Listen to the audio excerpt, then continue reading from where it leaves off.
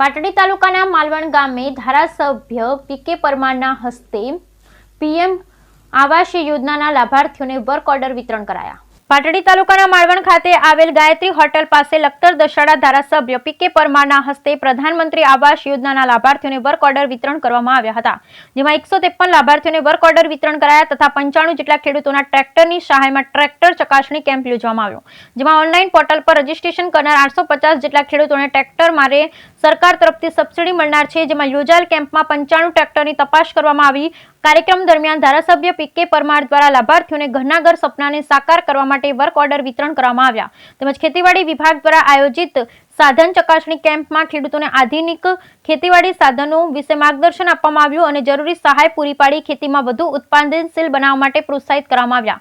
યોજાયેલ કાર્યક્રમમાં પીપળી ધામના મહંત, તાલુકા પંચાયત પ્રમુખ લતાબેન પટેલ, તાલુકા ભાજપ પ્રમુખ રમેશભાઈ ઠાકોર, તાલુકા વિકાસ અધિકારી રમેશભાઈ ચાવડા સહિત હોદ્દેદારો, આગેવાનો સહિત મોટી સંખ્યામાં લાભાર્થીઓ ઉપસ્થિત રહ્યા। Bureau report Jayendrasinh Zala, Lakhtar.